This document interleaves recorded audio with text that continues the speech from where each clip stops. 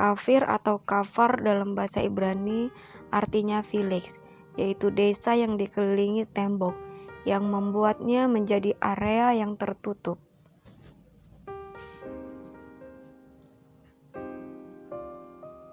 Penyebutan kafar adalah ungkapan secara halus yang juga digunakan untuk menyebut orang-orang yang berada di luar tembok,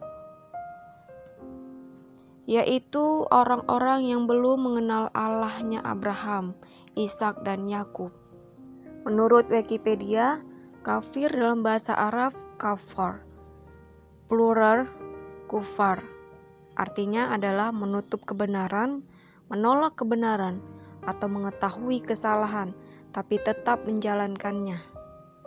Menurut Kamus Besar Bahasa Indonesia atau KBBI, kafir orang yang tidak percaya kepada Allah dan Rasul-Nya. Di Alkitab terbitan LAI, tidak banyak ayat yang diterjemahkan dengan kata kafir.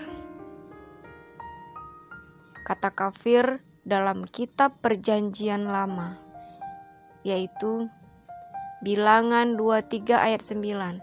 Sebab dari puncak gunung-gunung batu aku melihat mereka, dari bukit-bukit aku memandang mereka.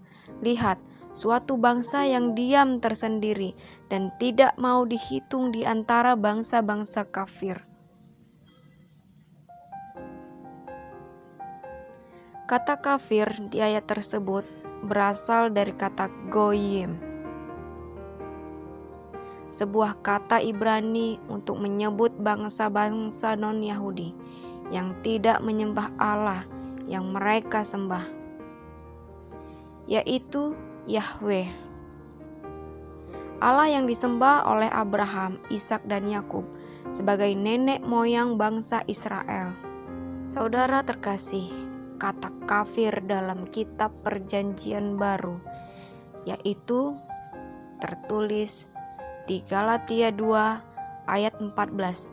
Tetapi waktu kulihat bahwa kelakuan mereka itu tidak sesuai dengan kebenaran Injil, aku berkata kepada Kefas di hadapan mereka semua, jika engkau seorang Yahudi hidup secara kafir dan bukan secara Yahudi, bagaimanakah engkau dapat memaksa saudara-saudara yang tidak bersunat untuk hidup secara Yahudi?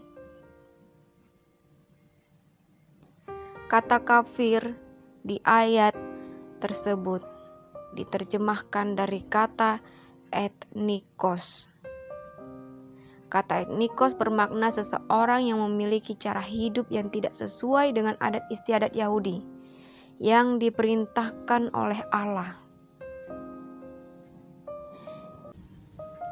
Kata raka memang biasa digunakan untuk menghina orang lain yang tidak tahu apa-apa, yang kesannya orang tersebut bodoh atau bebal. Bukan untuk ditujukan kepada yang berhubungan dengan iman seseorang. Kata bodoh atau bebal, bila dikaitkan dengan ayat dalam Mazmur 14 ayat 1, dapat bermakna orang yang tidak mengakui adanya Allah. dalam Mazmur 14 ayat 1 untuk pemimpin biduan dari Daud. Orang bebal berkata dalam hatinya, tidak ada Allah, busuk dan jijik perbuatan mereka, tidak ada yang berbuat baik.